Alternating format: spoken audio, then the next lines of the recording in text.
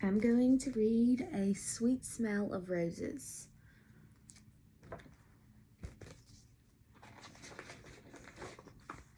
And it gives just about the book and from the artist, just so you can read that before. But after a night of soft rain, there is a sweet smell of roses as my sister Minnie and I slip past Mama's door and out of the house down Charlotte Street.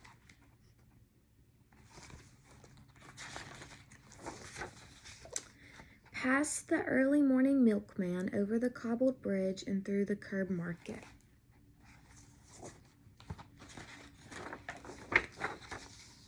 To where everybody waits to march. Minnie and I are only waist high to most of them. Waist high, Minnie and me, waist high, holding hands and waiting to march.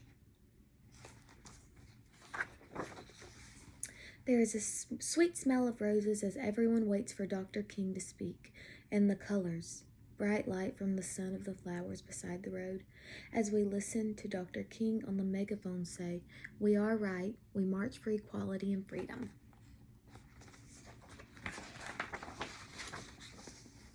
Then we start to march, Minnie and me. We look ahead and walk faster like him, clapping in time with our feet, looking ahead just like him. There's a sweet smell of roses even as we march past the people who scream, shout, and say, "You are not right. Equality can't be yours."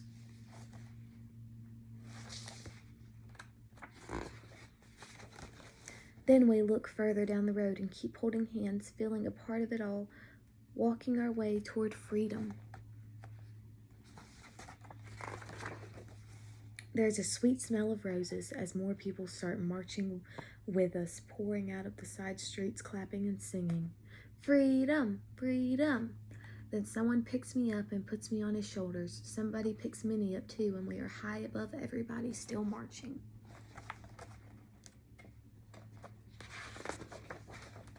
There is a sweet smell of roses as we all gather in the center of town, all together, all here, listening to Dr. King as the sun gets higher in the sky. He talks about peace, love, nonviolence, and change for everybody, and the sun gets higher in the sky. When it's time to go, we skip back hand in hand, Minnie and me, singing freedom songs along the streets. Through the curb market, over the cobbled bridge, and past the mailman. To our house on Charlotte Street. Then there is Mama, worried face, waiting there for us. She smiles after a while, hugging us, then takes our hands, and as we tell her about the march, the curtains float apart. And there's a sweet smell of roses all through our house.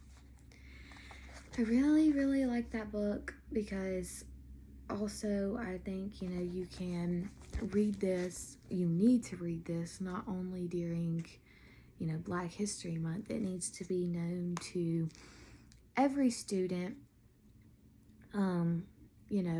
this history. And I think that the language is rich in this book, and the theme of the roses and the sweet smell, and at the end she goes to her mom and there's the smell and comfort, and I think the illustration is really, really good.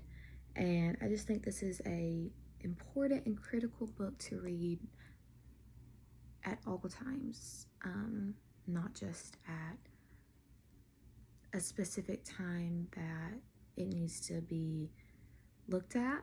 So yeah.